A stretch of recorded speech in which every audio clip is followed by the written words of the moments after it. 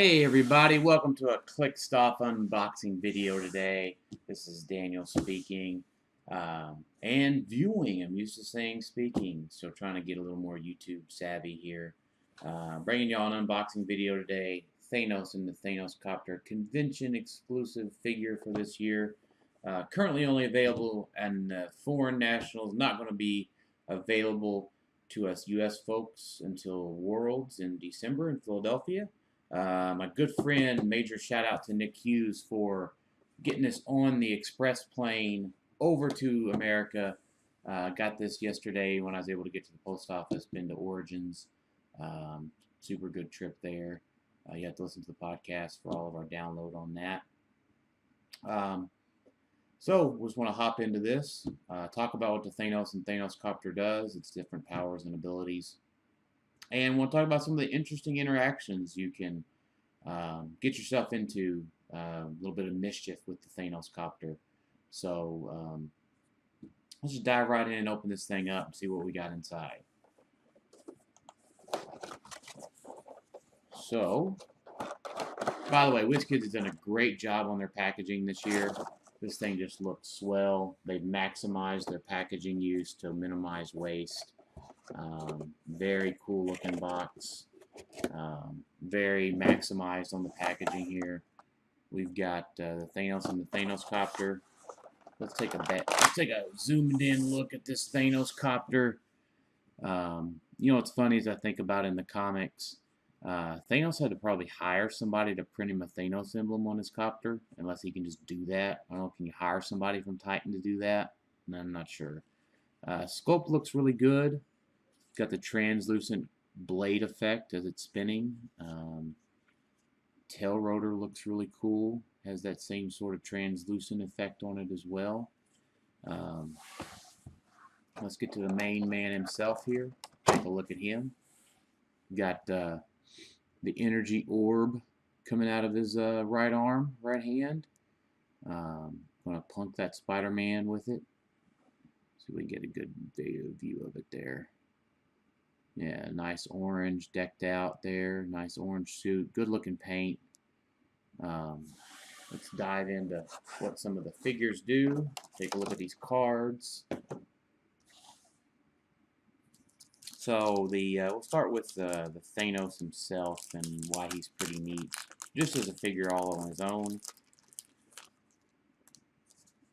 So Mr. Thanos is 125 points. First trait, doggone it, at the beginning of your turn, if there are none on the map, generate a giant dog bystander. Pretty neat for tie-up. Got plasticity, in cap, 1 damage. I guess a giant hound dog is actually just a starburst figure. Not actually a giant. Starts out with a running shot, pulse wave, 18 defense toughness, 3 damage probability control, 6 range, pretty sweet. Definitely playable as a figure. 2 clicks in, he has a stop click that says, "Whoops, you almost made me drop it." And it's a stop click with invulnerability. Then after that, he clicks into with the cube. I don't have to take orders from anyone. He gains power, cosmic, perplex, probability control, and modifies his range +2.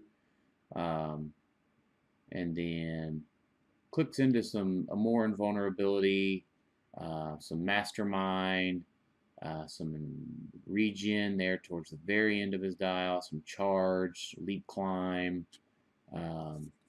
but a considerable amount of clicks. 9 clicks of health for 125 points, so that's super healthy. Definitely paying for some good clicks of life there for 125. Big thing for this guy also is he's got that fancy dancy eternal keyword there. See if the camera will adjust to zoom in on that. Which means he joins his friend Unimind, which he can give Unimind pulse wave, obviously, but I think alternatively it gives him running shot and prob. Toughness is not a big deal. Pulse Wave's a little bit hard by itself with Unimind, considering he doesn't have running shot top dial. I'd like to probably see Unimind with the running shot and the prob.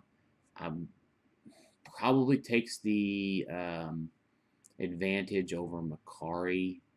I had to test it. Not too sure on that one.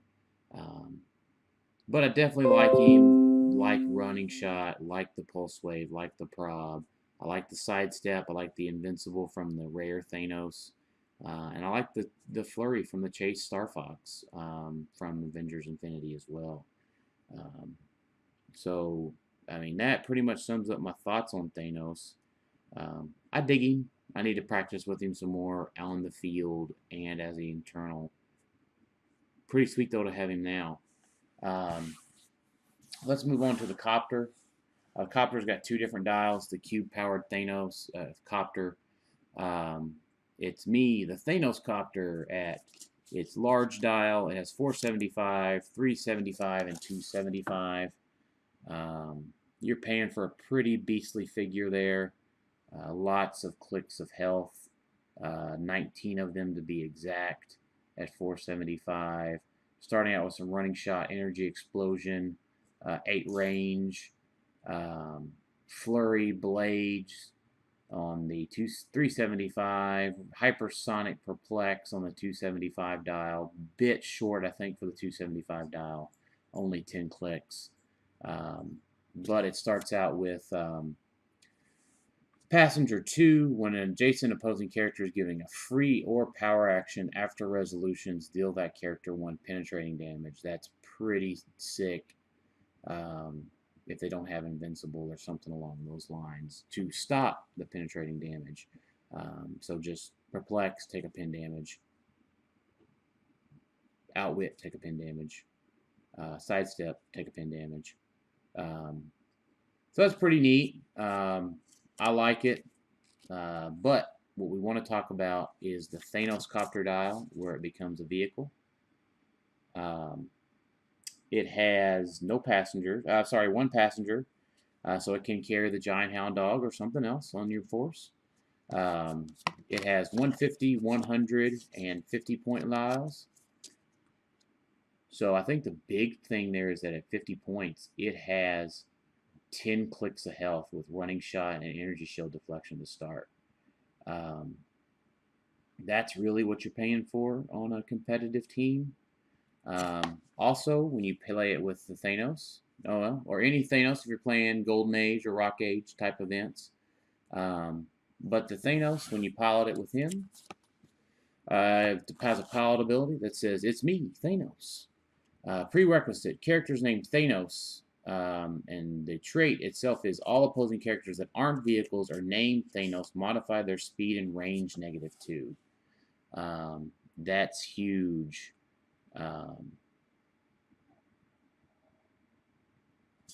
So I think we'll talk a little bit about some interesting interactions in modern age with this, 300 modern age. We'll start out with what I think is the big pairing with this, Infinity from the Avengers Infinity set. Double Infinity in it. Infinity has this nice little trait. You can't kill the abstract Infinity. Opposing other friendly characters modify their speed and range +1. That gives the Thanos Copter a 7 range.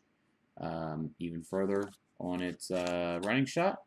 Takes it up to a 9, basically. So 4 and 5 running shot with 7 range. And other opposing characters modify their speed and range -1. When Infinity is KO'd, this effect continues for the rest of the game. So for 250 point investment of our 300 point team, we have a +3 Cosmic Theme team. Could pair with some other cool things that have come out. How about a Groot? 270 points. You got 30 points to work with. You got some cool ID cards, terrain, walking woods on top of that from this guy. Giant hound dogs, woods all over the map. Hopefully the hound dog doesn't pee on the tree. So a lot of sweet interactions there, I think. But let's talk about what it does to your opponent. So while Groot's great on your force, he now has a 4 movement because of Infinity. He has a printed 3. So that means when Thanos hops in the Thanos Copter and Infinity just exists, you now have a -3 to your movement. Groot can't move anywhere on the opposing force without a perplex in the movement. And you're probably not perplexing up Groot one movement to go boop. Seems like a waste of a perplex. Some other interesting interactions. Super Cyclops here. Big guy on a lot of X-Men teams, whether he's main force or the ID card. Let's talk about him being an ID card. He has a 8 movement, halves into 4 for his running shot, -3. He running shots for 1 square and has a 5 range. Probably would be able to get the shot off with some good positioning. But the thing is, he running shots 1 square and shoots, sidesteps, he's still on the map. Most of the time he's running shotting for 4, then vooping himself on off the map. Not quite possible to do now. Your opponent really has to think about not giving up those 40 points, or 50 points by getting that ID card off the board. Some other interesting things, Samantha Wilson cap here. She gets +3 to movement for a carrier. Obviously doesn't affect vehicles because vehicles aren't negative by Thanos' trait. But things like Lila Cheney, or in this case Renee Tilley or Pip the Troll, Sam Cap's plus to the movement is completely negated. They are typically trying to negate the carry, negative carry on those. So now they're +3, -3, minus how many ever characters they're carrying. So they could be down a -3. So instead of being at a 15 movement, -3, printed 12, +3, -3 for carrying 3, they're to 12. Now they're down to 9 because they're +3, -3, -3. So some interesting interactions there. Lowers the Alpha Strike range for a lot of Samantha Wilson cap teams that aren't using Overdrive. Lila Cheney, the big X-Men theme transporter. Typically she's moving 11 squares, but she starts out with a -3 now. Any perplexes that you may have needed to get her into position, just that 1 square further, she starts out at a -3, -4 from carrying that many Wolverines or Cyclopses or Deadpools. Now she's a -6 or 7 to start out, and you've got to come back off of that before you can get to the -3. So we'll talk about my boy Unimind here. He's got a printed 9, half that into 5 for running shot, -3 to that. 2 square running shot, 10 range -3. His effective range has gone down from 15 squares without perplexes to just 9. That's huge. Unimind probably has the best shot of perplexing himself back up. Just depending on what situation he's in. At least get back to a 9 range, maybe back up to an 11. But still, that's putting perplexes into range instead of attack and damage values. So this is a huge combination for Unimind to overcome. So it's really interesting to see this combination together. It's a theme team. We got our +4 theme team here. Got the pretty lady in yellow, Mr. Thanos himself.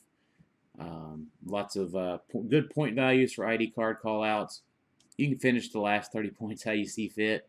But please, if you like what you saw today, please like, subscribe, follow the links in our description for our podcast. Thanks everybody for watching today, and we'll talk to y'all next time.